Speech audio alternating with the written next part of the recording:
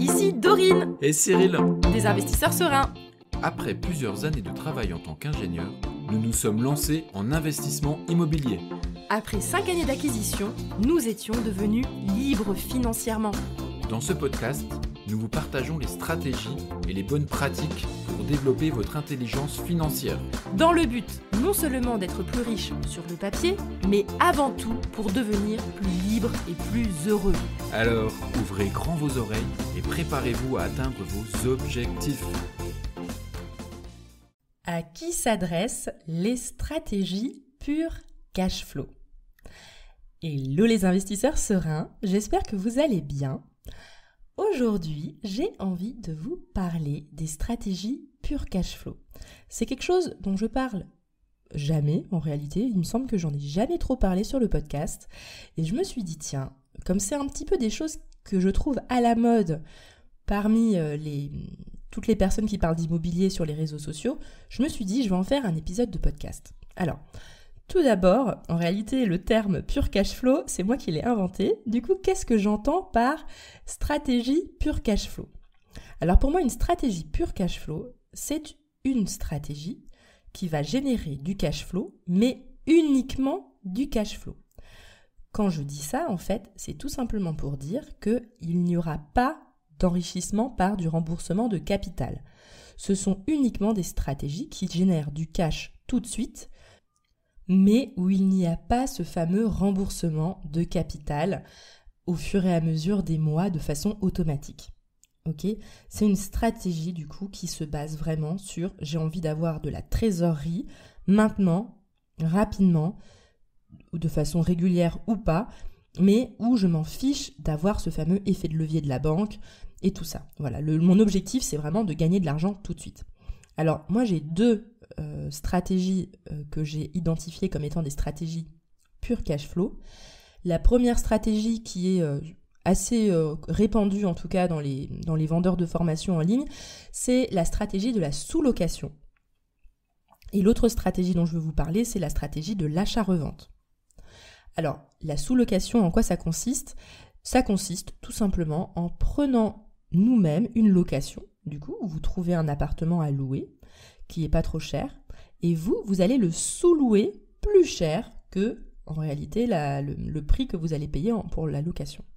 Ça, c'est une stratégie qui est pas mal pour avoir du cash sans pour autant bénéficier de l'effet de levier de la banque. Donc ça peut être méga intéressant pour les personnes qui n'arrivent pas à emprunter.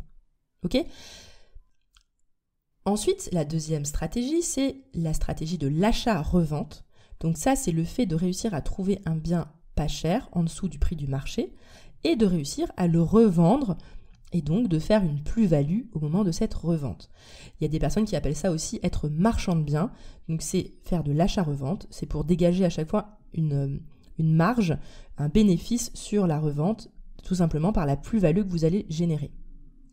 Donc ça, ce sont les deux stratégies pure cash flow que j'ai identifiées chez les investisseurs immobiliers, tout simplement parce qu'il n'y a pas de remboursement de capital. Pour l'achat-revente, il peut y avoir un prêt, mais qui est très rapidement liquidé, tout simplement parce que dès que la revente elle est faite, on rembourse le prêt. Et en fait, ce sont des stratégies qui apportent du coup du cash tout simplement, sans rembourser aucun capital. Alors les avantages et les inconvénients de ces stratégies. J'y vois deux avantages. Le premier avantage, c'est que ça va vous permettre de vous constituer de la trésorerie. Ça va vous permettre de développer vos économies de côté, d'avoir du capital financier, surtout si jamais vous êtes quelqu'un qui n'avait pas d'économie aujourd'hui de côté. Le deuxième avantage, c'est qu'il n'y a pas toute la partie financement bancaire classique comme tous les autres modèles où justement vous empruntez en locatif et vous allez rembourser le capital tout au long. Parce que déjà en sous-location, il n'y a aucun financement bancaire qui est nécessaire. Et deuxièmement, au niveau de l'achat-revente, les financements bancaires ne vont pas du tout être dans les mêmes conditions parce que vous pouvez avoir une société de marchand de biens et pour le coup, ça va être des différentes façons d'obtenir ces prêts. Par rapport aux inconvénients, l'inconvénient principal, c'est qu'il n'y a pas de système d'enrichissement automatique en place. C'est-à-dire que oui, vous allez avoir du cash flow qui va se générer, mais il n'y aura pas cet effet magique où tout doucement vous allez rembourser du capital et ça va faire une sorte d'effet grossissant au fur et à mesure sans s'en rendre compte parce que vous avez un locataire qui rembourse du capital. Non, là c'est vraiment uniquement orienté cash flow et du coup vous n'utilisez pas l'effet de levier de la banque. Donc ça pour moi c'est le gros inconvénient. L'autre gros inconvénient que moi je vois surtout pour l'achat-revente, c'est que, ok, ça va vous prendre peut-être 6 mois de réussir à trouver un bien et de le revendre et vous pouvez vraiment vous générer du cash, en effet, comme on l'a dit, rapidement en l'espace de 6 mois. Mais le problème, c'est qu'une fois que vous avez fini cette opération 6 mois plus tard, vous êtes bon pour recommencer. Parce qu'il n'y a rien d'automatique qui a été mis en place.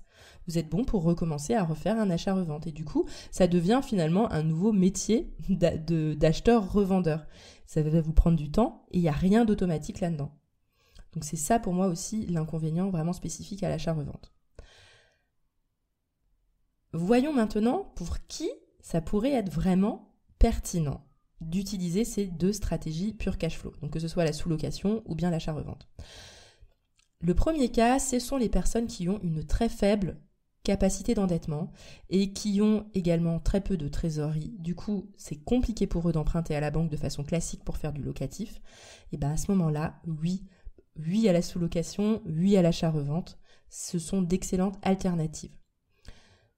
Deuxième raison où ça pourrait être pertinent de faire de la sous-location ou de l'achat-revente, ce sont pour les personnes qui veulent être rentières rapidement, c'est-à-dire qu'elles en ont marre de leur travail, elles veulent quitter leur emploi pour vivre uniquement de l'immobilier.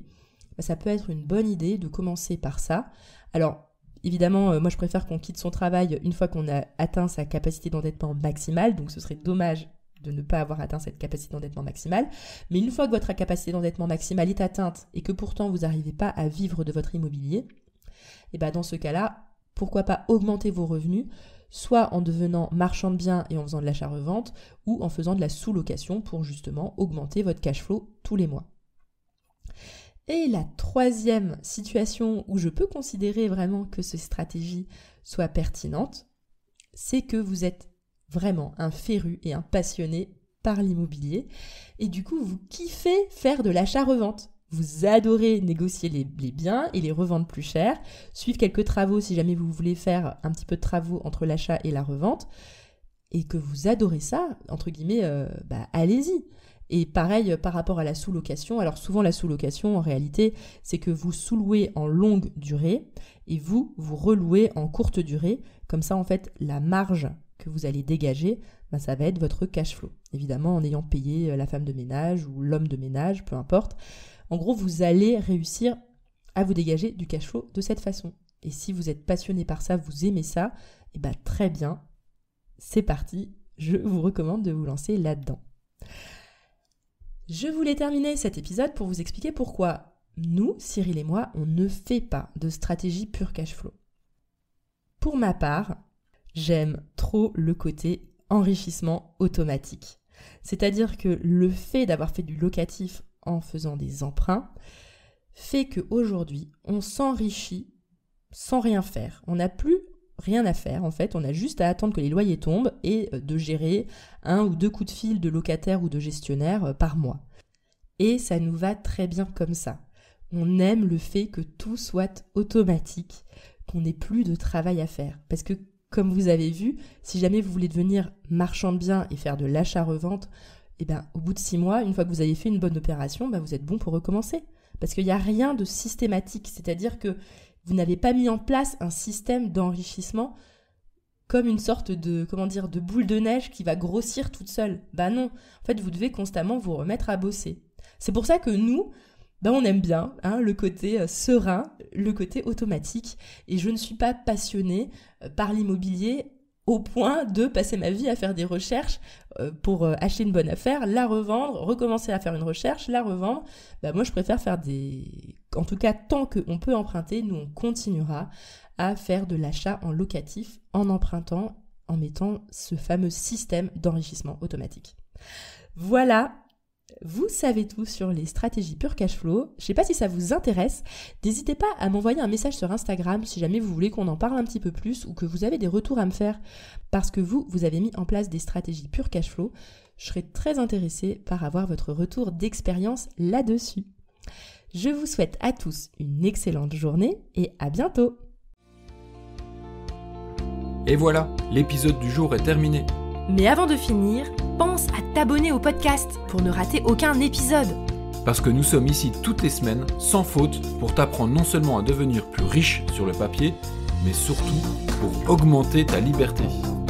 Et par la même occasion, je vous encourage vivement à y ajouter une note de 5 étoiles, parce que ça nous fait plaisir de savoir que le contenu vous motive et vous booste. On se retrouve la semaine prochaine pour développer votre intelligence financière.